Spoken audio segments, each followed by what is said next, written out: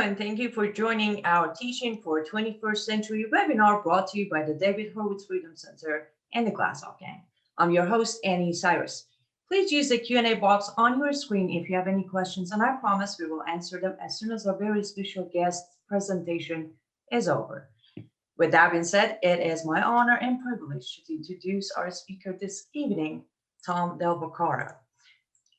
Tom is one of the top 3 smartest men I have ever had the privilege to meet in my life. He is also the former chairman of the California Republican Party and former U.S. Senate candidate from California. He's the author of The Divided Era, and he's the chairman of RescueCalifornia.org. Hi, Tom. Welcome to the program. Great to be here. Thanks for having me on. Absolutely, our pleasure. I don't know if you can tell it in my voice or not, but I am excited. I am happy, and I can't wait to hear all of your thoughts. Well, thanks so much. Hopefully I live up to expectations. I'm positive you will. All right. You want to get started? Absolutely. Let's do it. All right. So first of all, thank you to everyone for tuning in, and Annie for the invite, and for the Center for all the great work that it does. So I want to tell you a little bit about myself. I'm the former chairman of the California Republican Party, and since that time I have turned into a columnist and a historian, or at least put out another history book called The Divided Era. In the last, I would say, 12 months, I've done over 500 radio and TV shows all over the country, from the Middle East all the way to San Francisco, which some people would say, by the way, is a different country as well. However, in the last 12 months, my focus has been the recall of Gavin Newsom. And I didn't initially get started, or at least didn't support the initial recall efforts against Gavin Newsom, of which there have been multiple. But once COVID came along, I think it was then a bridge too far for us to just sit around and accept what he was doing. And about a year ago, when Orrin Headley of Recall Gavin 2020 began his effort, and he actually began in February, and then of course it went into June when they actually started collecting signatures, I got involved in around the May timeframe and started my PAC, carevival.com. And with that PAC, I wrote the first big check to the recall movement, about $33,000. And since that time, I've been raising money through my 2 PACs, carevival.com and RescueCalifornia.org, both of which I'm chairman. And we have raised and donated over $3.2 million to what I view as a very important effort. And since last June, we collected to the middle of May, nearly 2.2 million signatures. Most of those signatures collected by the volunteers at Recall Gavin 2020, making it a record-setting event. Never before has an all volunteer force gathered so many signatures. And then we came along to assist them around the 600,000 signature mark to make sure they got over the top. They collected over 1.2 million. We collected nearly 1 million. It's not exactly clear, but those are the approximate numbers. And we did it through direct mailing of petitions, and also paying paid signature gatherers when Newsom relented to the recall and started opening the state in January. At the end of it, though, what became clear is we got to that 2.2 million mark, and as you know, from mid-April or late April, it became clear that we had exceeded the number of verified signatures needed by hundreds of thousands, and there will be a recall election this fall. Now, this recall election has taken on, I don't know, global proportions. Late in April, I did a interview with the French La Croix magazine. The world is actually watching this, and throughout the United States. In the last 5 months, we have, at RescueCalifornia.org, we have been approached by very many people asking whether they could do it in the state of Washington. Could I help them in the state of Michigan, Georgia? What about New York, which doesn't have a recall provision in their constitution? But this has taken on really important position in American politics, because this has given hope and verb to a lot of activists outside of California, because they figure if it can happen in California, certainly it could happen in their state. Remember, we're behind a very thick blue line here, not to be confused with the thin blue line, a thick blue line in a blue state. And we've had this grassroots movement, which again is the largest grassroots movement of its kind in the country today. And so the importance of this can't be understated, and you need go no further than Nancy Pelosi in that regard, who has forbidden any Democrat from breaking ranks and made it very clear that she wants to fight this effort. Well, why would she want to fight it so much, other than the fact that Gavin is, of course, her nephew through marriage? The Democrats understand the importance of this recall, and I hope the Republicans will too. This recall is a fly in their ointment, if not a slap in the face of their belief that California is a shining model for the country to follow. You well know that Joe Biden and Kamala Harris have described the California model and why they want to do it for the rest of the country. If you're watching me, you likely know the California model doesn't work. It's number one in poverty in the country, and number one in citizens leaving the state for greener pastures, or an updated notion of that, jobs. California recently lost an electoral college vote, in part because so many of its citizens leave for those jobs in states like Texas, Nevada, Arizona, Florida, Tennessee, even Washington and Oregon.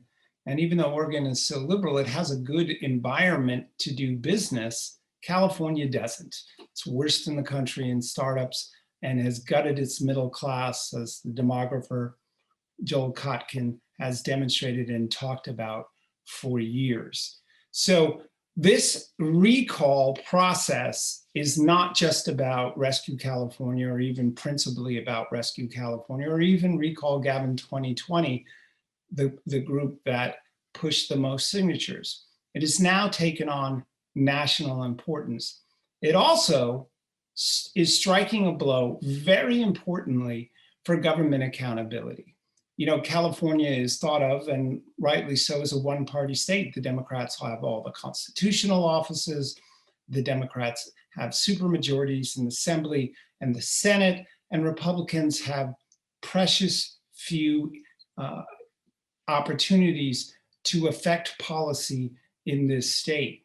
So what is the recall? Well, of course, the recall was put in as part of the progressive movement that came out of the late 1800s and was championed for a while by William Jennings Bryan. The point being for William Jennings Bryan that he was fighting against the establishment, the Rockefellers, the Morgans, and others, the Carnegies, who he felt were controlling the systems of government in the United States. Indeed, those three spent a lot of money making sure that William Jennings Bryan and his upstart movement lost. Well, out of that upstart movement came this recall provision in California, which allows voters a direct say to check the governor of California if that governor goes too far. So has Gavin Newsom gone too far? Well, of course, 2.2 million signatures say that he has, but let's discuss some of those ways. He has suspended or changed 400 laws in the state of California. When they suspended the assembly from being in session, Newsom really was a one-man show, a one-man, one-rule show. Now, some of those things that he did were overturned by courts. Recently, this California Supreme Court overturned one of the things that he did with respect to your right to worship indoors and the like, and of course, schools and other items. But For many months, he ran amok legally, at least in my view, and unchecked. And his emergency orders and his shutdown harmed people across the spectrum. You didn't have to be Democrat or Republican to lose your business if it was shut down. And you certainly didn't have to be Democrat or Republican or independent to lose your job. But it's a mistake to think that the recall is only seated in his reaction to the COVID crisis. I always like to remind people that COVID didn't do anything. You can't even see COVID.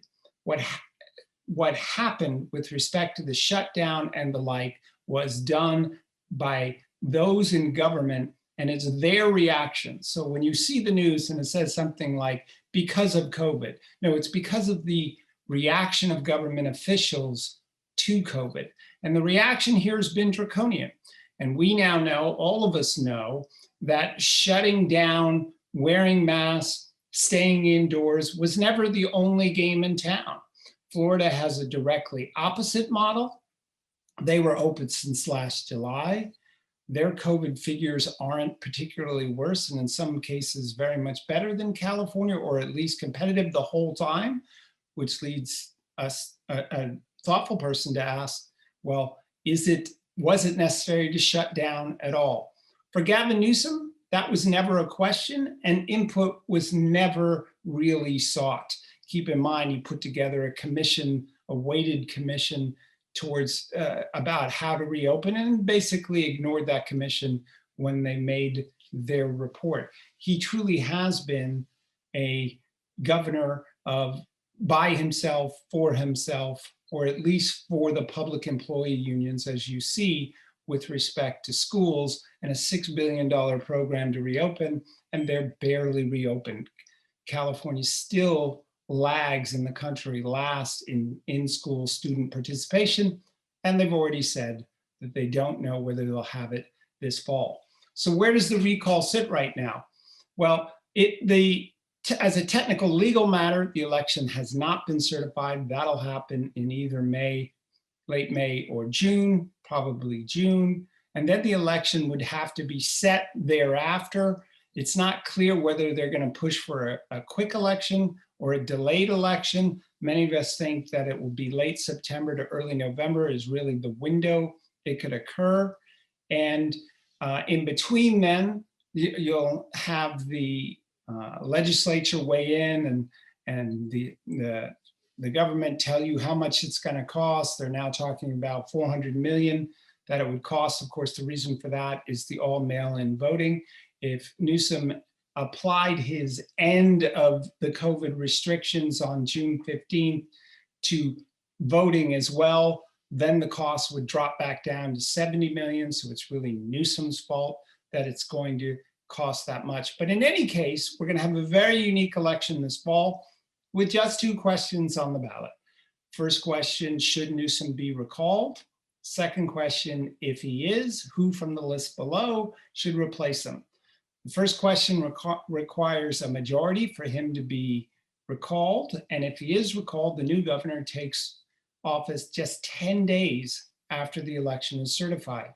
As for the list below, in 2003, that list had 135 people on it, mainly because the barrier to entry was very low. You paid a fee, you got somewhere between 65 and 100 valid signatures, and you were on the ballot.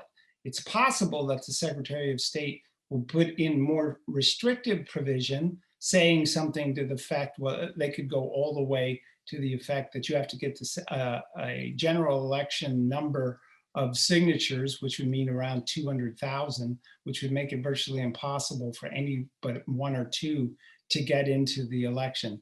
That's doubtful, and I'm sure there would be lawsuits over that. But at the end of the day, you're going to have a tremendous number of people running, I think, for governor, and that election gets decided by whoever gets the most votes.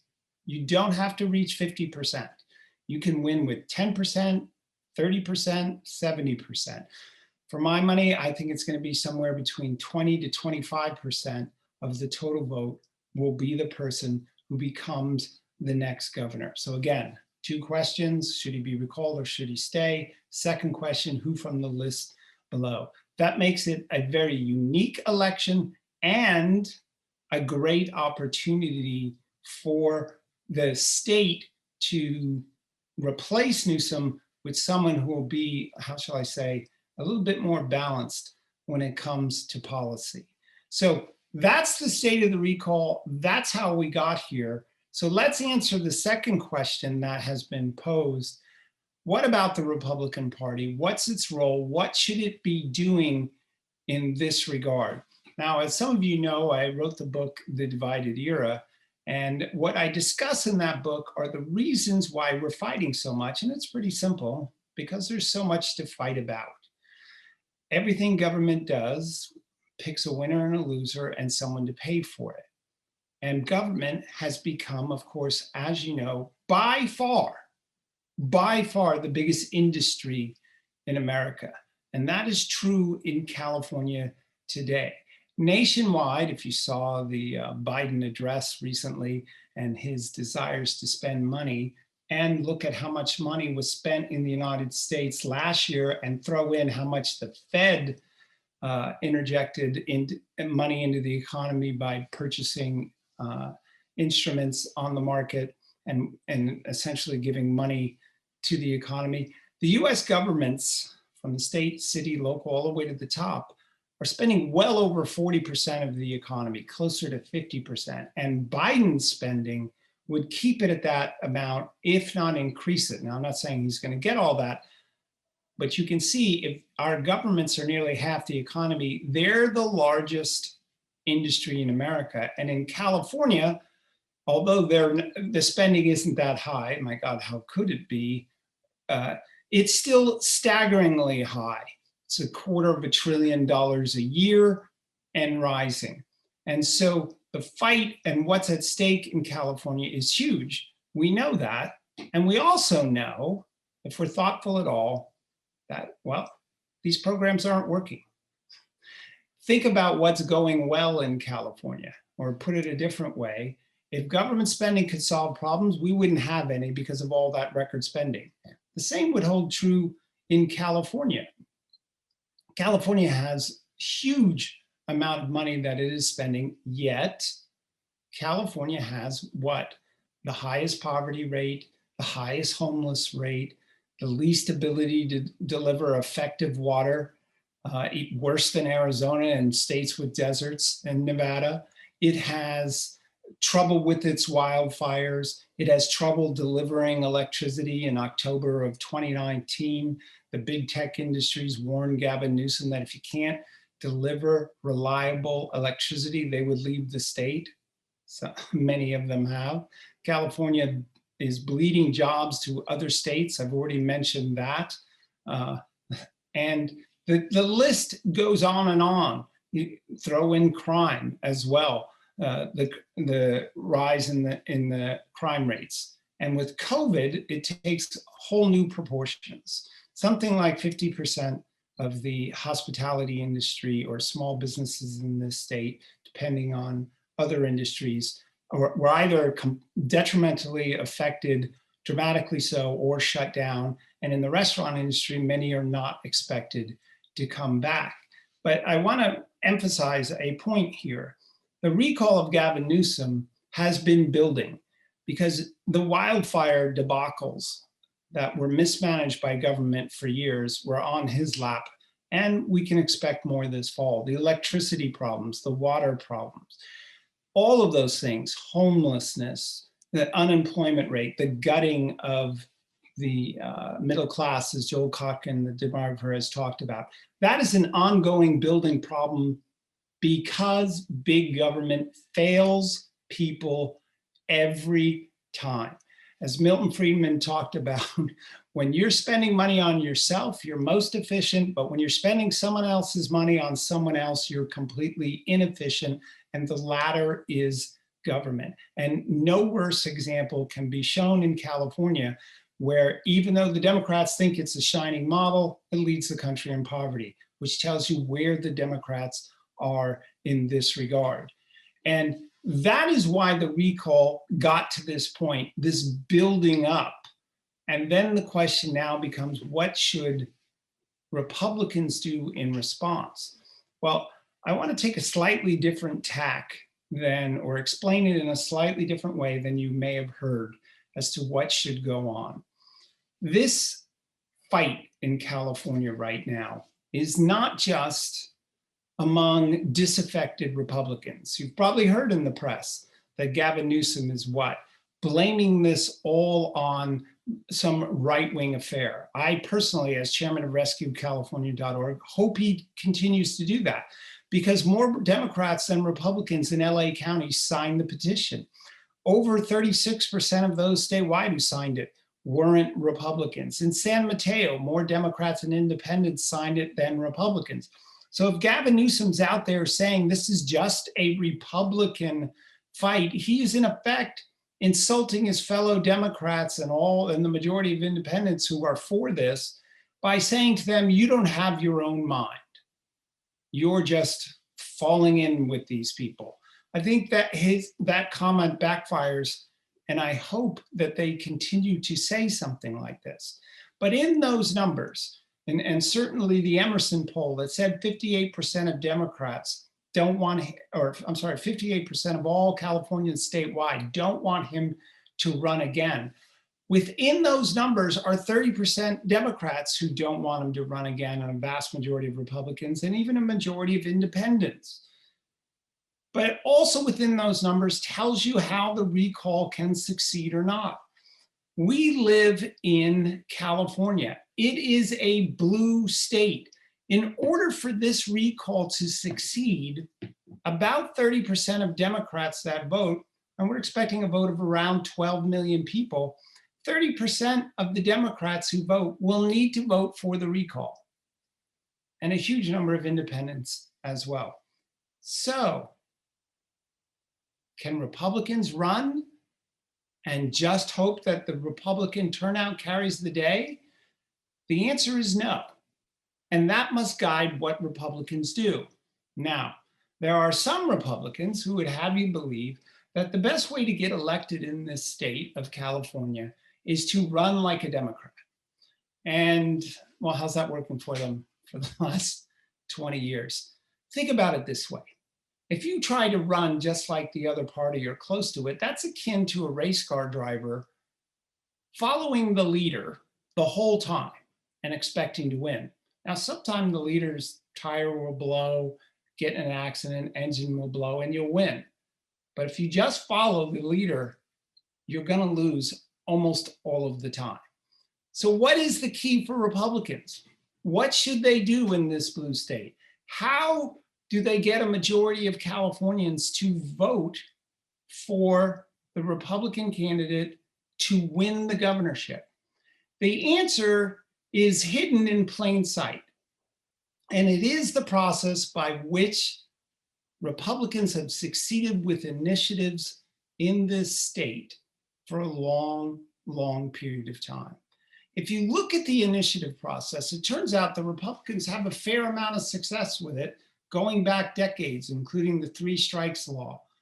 And what those initiatives do hold the key for what Republicans should do, because by and large, as you know, Republicans run to be liked in the state, not to lead, at least in my view.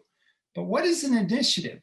That's a different animal, because initiatives are very specific responses to very specific problems. Indeed, the law says your initiative can only have one subject matter. You can't have an initiative on homelessness, property taxes, and reservoirs in one initiative. You can only have an initiative that deals with a particular issue. And those initiatives are very specific on what the response will be. At least successful initiatives are very specific as to what that response should be. So, Prop 13, problem, rising real estate taxes, pushing seniors out of their home, hurting Californians. Specific response, a measured cap on increases. Take the last election. Newsom was trying to drive Uber and Lyft out by forcing them to have all employees and in fact then unionize. Uber puts a very specific, and Lyft, a very specific initiative on the ballot that says, here's how this is going to be handled. That is the key to Republican victories in this recall election, and quite honestly, how they should run throughout this state going forward. I have said for a long time that the Republicans in the Assembly, Senate, and statewide should run on a unified platform related to jobs and taxes, crime initiatives, and then individual assembly members run on other issues within their district, senators within their district, and statewide on a statewide issue. But everyone should know that Republicans stand for lower taxes or a particular crime issue in every election so that they are branded in that regard. So how does all of that apply to this recall election? Well, this current election is not about California turning red. I'll say it again. This is not about California turning red. States don't turn red overnight. Democrats don't turn red overnight. Independents don't turn red overnight. This is an extraordinarily unique moment in California history, because right now, that poll that says 30% of Republicans, I'm sorry, it's 30% of Democrats want Gavin Newsom to move on. That poll says that Democrats are open to an alternative. They're willing to listen as to who should replace Gavin Newsom. They will not respond with a huge ideological fight saying, turn California red, vote for us. That's not how this election will be won, in my view. This election will be run by a candidate who has a specific platform. Now, many of you over the years have complained about Republicans don't stand up for values or don't stand up for principles. Well, principles alone don't win elections. Principles applied win elections. When Reagan ran on what? Peace through strength. That was a mix of principle and practicality. Tax cuts, less government, letting people keep their money, but he was very specific about his program. Republicans, or at least someone who wants to win this upcoming election in California, must, and I say must, have a specific solution to the problems. They need to get the Democrat vote and independent vote by saying, we have a problem with homelessness. Here's exactly how I would fix it. Democrats will listen to or at least some, and the sufficient amount we need, will listen to a candidate who has principles that are applied. And it's that applied part that is so very necessary to persuade them. You know, if you think about it, if you're driving a car and you're leading your friend somewhere, you usually tell them, or always tell them, this is where we're going, follow me. You don't just say, follow me, because what would happen? You know, different lights, whatsoever, your friend wouldn't know where you were going and they wouldn't meet you there. Well, it's the same with being a political leader. If you want someone to follow you, it's a good idea to tell them where you're going. And a specific roadmap, fixing specific problems, like the initiatives in California do, are the key to Republicans doing what? Reaching those people, those independents and Democrats who are open to a discussion. And by definition, 30% who say he has to go, they're open. For those who sign the petition, they're open. Giving them that specific roadmap of principles applied is the key to Republicans winning in this recall election, and quite honestly, in all respects. What they cannot do, Republicans, is simply run saying, we're going to be kinder or gentler than the other Republicans. No, People are demanding in this day and age of elections. Government has created a lot of problems. There are ways to fix them, and those solutions must be given to the voters. And then what for the California Republican Party? This remains an enormous opportunity to convert voters step by step. Win an election. Nothing succeeds like success. You've heard that before. Win an election on applied principles and start this process going forward. And Republicans need to reach out to all of the people disaffected by this and let them know what those potential solutions are. Too often Republican campaigns are mailers to their own. Not going to work in this election. Frankly, it doesn't work overall. Think about it. We have a falling number of Republicans in this state because they're moving out because California is not working. You don't see, if you live in California near a big grocery store and that grocery store mails you, what does it say on the address? It says your name or current resident. Why do they keep mailing? Well, because people tend to go to other stores by accident or convenience. They may even move. Well, they don't expect, the grocery store doesn't expect to live off a finite list. It expects to live only by reaching out to new people. In California, because Republicans haven't run on applied principles, the list of Republicans is shrinking. So by definition, to win, you have to follow the grocery store model and reach others. They can't do it in the insular manner that they have been doing it for so very long. So let's wrap it up. I'd love to answer some questions, but let's be clear. One, this recall election is no longer about, certainly not Rescue California. It's not about Recall Gavin 2020. It's not even about just California. The whole nation is watching us. And the only way this is going to succeed is if we get off our duffs and actually do something. And that requires it. And look, along the way, I heard this was never going to happen.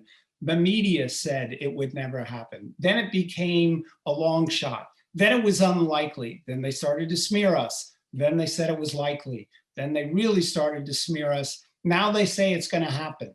I've heard donors, and we raised over 3.2 million, tell us, oh, you'll never get it done. And now they're saying, well, you got it done, but he'll never going to lose. 58% of Californians say they don't want him in 2022. We can translate that into 2021, but only if we take action. That's number one. Number two, for Republicans, they finally have to learn the lesson that you can't run trying to be a generic candidate. You have to run on principles applied. You have to give solutions. Think of the contract with America. It was specific problems, specific solutions, just like initiatives where Republicans have done well in this state. Those are the keys. And of course, increasing those to whom you're speaking. You can't expect to influence people who never hear your voice. And in those three principles, or at least those three dynamics as it relates to this recall election, lies the key into whether Republicans will survive in this state. There's an opening here. We all know big government fails. It's failed so badly in California that a third of the Democrats want a new governor. The question for us is whether we're going to speak to them, provide solutions, and make it happen. Thank you. No, thank you. One, thank you for all the detailed information. Two, congratulations, job well done. I think everybody in America should be happy right now. And I understand, as you said, 1 in a million, it may not happen, but the step that this where you're at right now, where California is at right now, as you said, it's not only it's a historical moment, but I think it might give a little bit of ring to every single Democrat governor in most of the states that watch where you're going, because someday somebody's going to be fed up with your radical policies, right? Yeah, 100%. This is government accountability 101. And this is an invigorating moment. where a minority of people, perhaps 2.1 million people, demonstrated that you can hold your government accountable. Why wouldn't the others join in that? So if we can do this here, there you go. But they are, and all of us are buoyed by the fact that polling shows that 58% of the people don't want him around next time around in 2022. We just have to translate that in today, and it can be done, but only if people decide they want it to be done.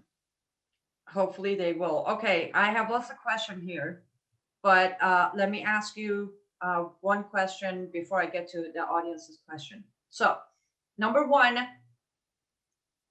where are Democrats standing within California, other politicians? Where are they standing as far as this recall goes?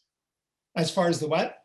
As far as the recall goes, are they? Well, as I said, there's polling that shows 30% of the Democrats are tired of Gavin Newsom and want a new choice. But we also know, because as we gather signatures throughout this process, that many Democrats signed the petition, and even the ones that didn't expressed frustration with Gavin Newsom personally. Now, keep in mind, politicians win or lose on themselves personally and their policies. The policies are suspect and have gotten him in trouble. But Gavin Newsom also did what you can't do, which is wantonly lie and be elitist and live by your own rules and demand that others live by separate rules. That's the French laundry. That's having your kids in school in person and then claiming you're a Zoom parent. Unbelievable. Other things like that. So Gavin has shown that he's not trustworthy. And once you lose trust, it's very hard for a politician to come all the way back from that. So Democrats, though, currently are not asking for a new candidate, at least not at the leadership level. And what I mean by that is Nancy Pelosi has forbidden anyone to get in the race. But Gavin Newsom's approval rating right now is in the mid-40s. If it slips lower, like Gray Davis, you could well see the Democrats jumping ship and deciding they want to get in.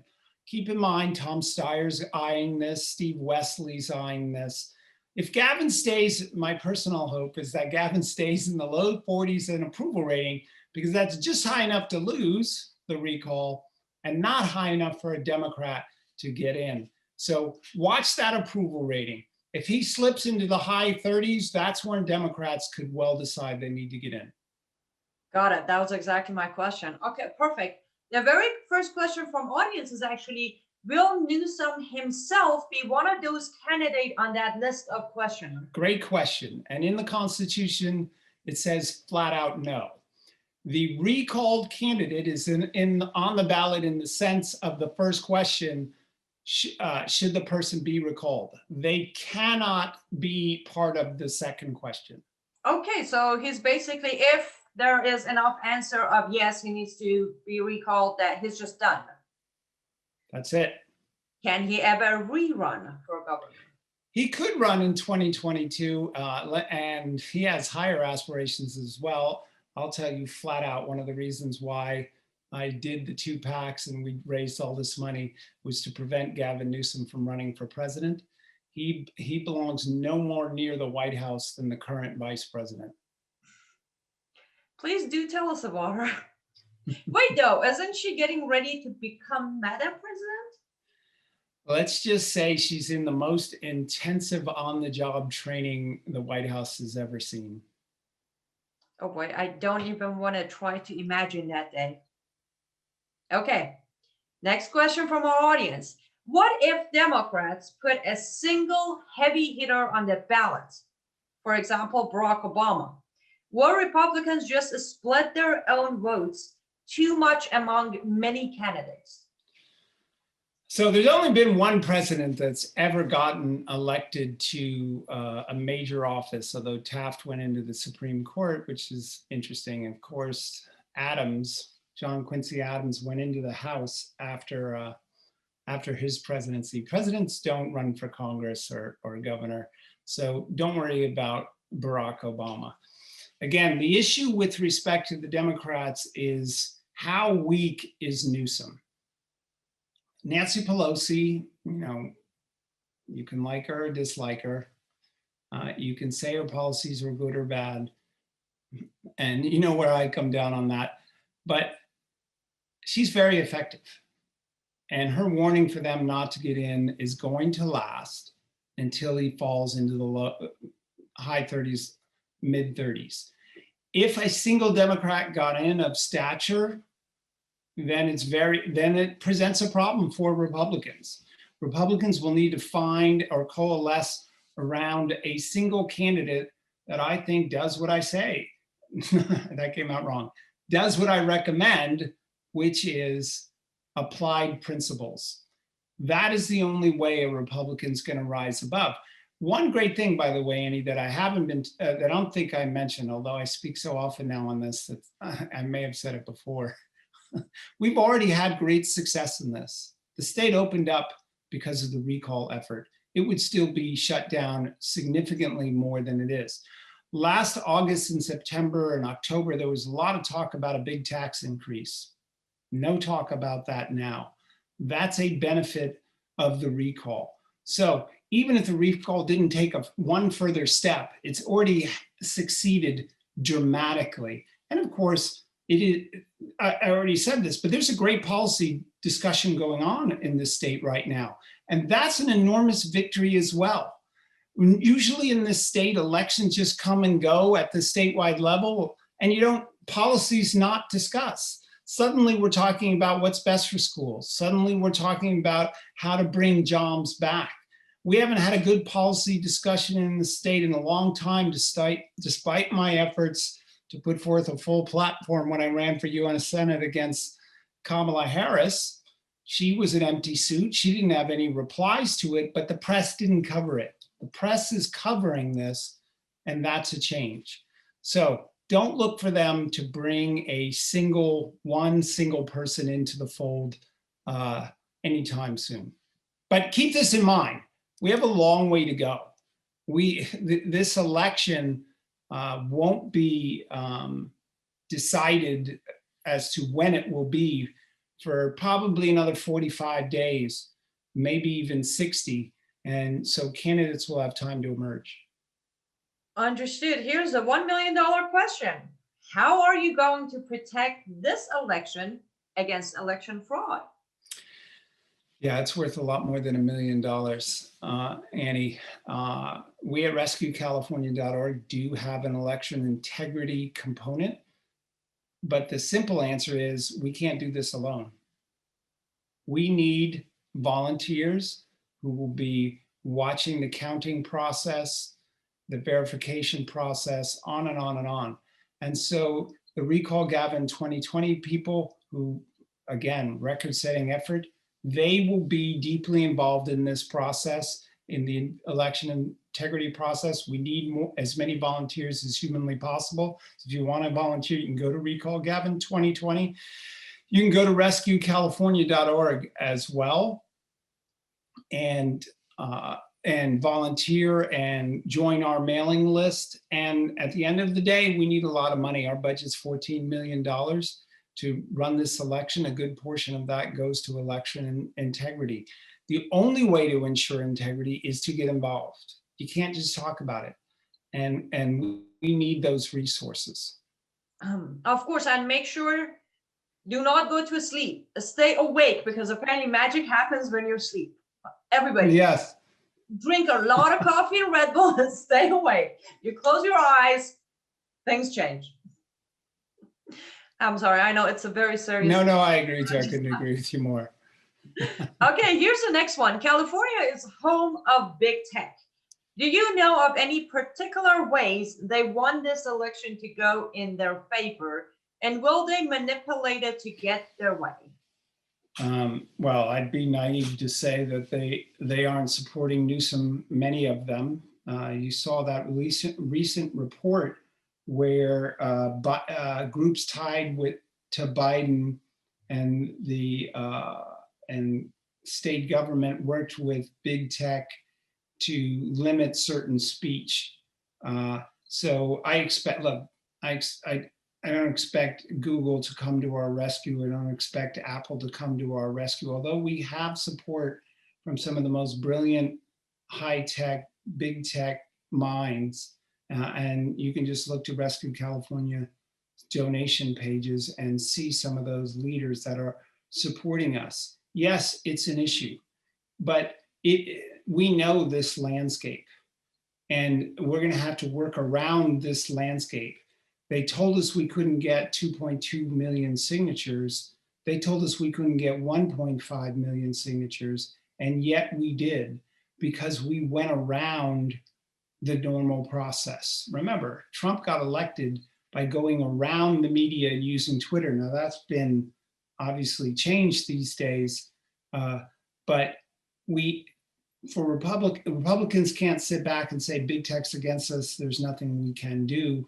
The biggest tech of the age was the British Army, and thousands of continental troops got around them. Our task is easier. Very understandable. Okay, this was a good question. Two questions in one. The families of Newsom, Pelosi, former Governor Jerry Brown, and the Getty billionaires all have a strong relationship with each other going back 100 years.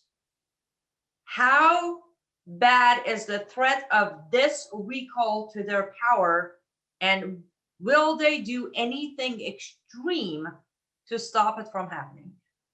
Extreme threat, and yes. So let's talk about it. Yeah, they can't suffer this loss. Think about it. This can happen in California. Where else could it happen? That's what, keep that in mind. At the height of the British Empire, if they lost their own colonies, what would that mean to the rest of the world? What does it mean in America if California can recall a Democrat governor? Why couldn't that happen anywhere in America? And they know that. And they know that their guy's flawed. Believe me, their internal polling shows that they're flawed, and that this is very much in the balance. And I expect Nancy Pelosi to pull out all the stops. Literally, I think they will demonize, they will attack.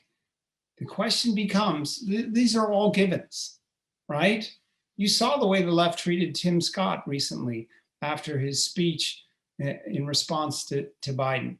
The left's preferred tactic is not to discuss issues, but to demonize. Socialism is sold through demonization, class warfare, claims that they'll provide unity or the right values. It's not actually sold on successful programs.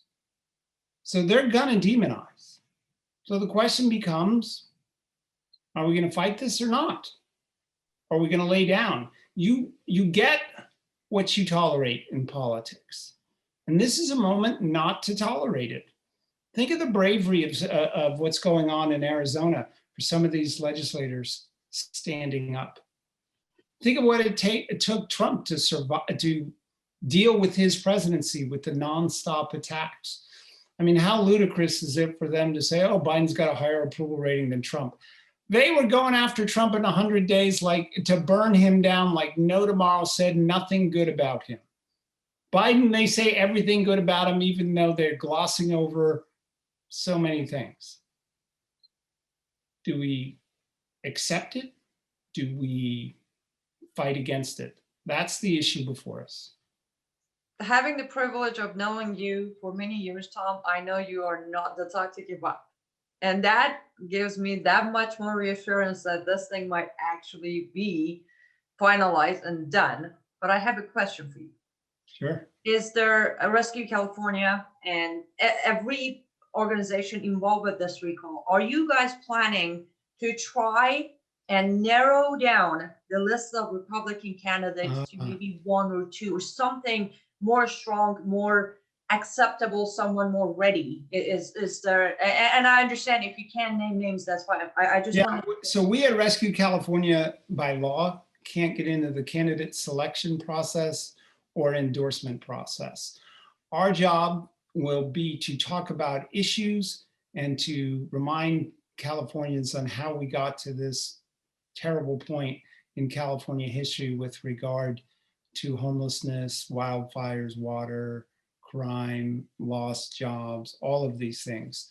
So we'll only be focused on why the part one, Gavin Newsom should be recalled. It will be up to other groups to focus on who should be the next governor.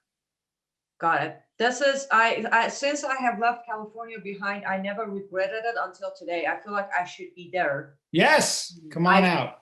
Yeah, I should be just like, here's the thing, there's no secret. I think all our audience know where I'm going with this. If I were there, I would jump in and I would say, we have one perfect candidate, and it's Tom Beccaro. Well, I can't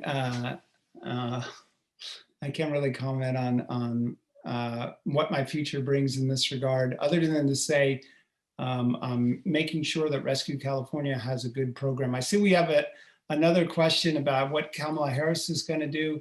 She'll be out. Kamala Harris will be out here if Gavin Newsom starts to fade. You can be sure. Right, I think in early March, Newsom came out. I'm sorry, Biden came out saying this is a bad idea. You had other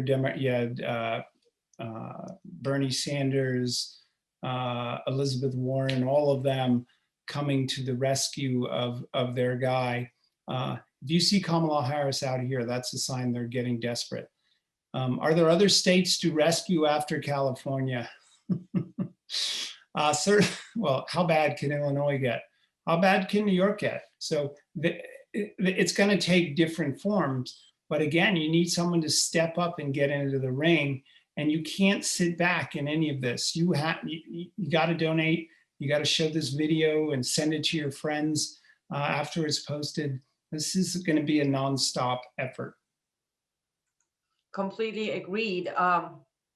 So I know you have repeated it a few times, but let's do a one answer.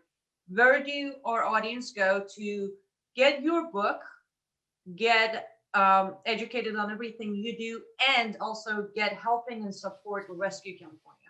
Well, the most important thing that you do is join us at rescuecalifornia.org. Get on our mailing list so you can see what we're doing. Send the site around to your friends. Every dollar counts, as you can imagine. This is a huge state. If we had an average donation of $40 from everyone interested in this, we would win this election. That's not too much to ask for the future of California. But otherwise, you can find me at politicalvanguard.com, as you well know. We have an all-new website coming out next week, hint, hint. So look for that. And of course, The Divided Era is my book, which you can get on Amazon. I appreciate you joining me or allowing me to join you today. And I hope we work together in bringing accountability to government and striking a blow in Washington, D.C. and California by standing up to big blue failed governments. Thank you very much. Absolutely, our pleasure, Tom. Thank you so much for joining us. Thank you for all the information. We will make sure to support as much as we can. And to our audience who stayed with us, thank you so much. Don't forget, go to rescuecalifornia.org, rescuecalifornia.org, and send it to everybody. After that, remember, all these webinars are brought to you by the David Horowitz Freedom Center and the Glazov Gang for free. So if you want to support them, go to frontpagemag.com and consider making 100% tax-deductible donation. With that being said, stay safe and goodbye.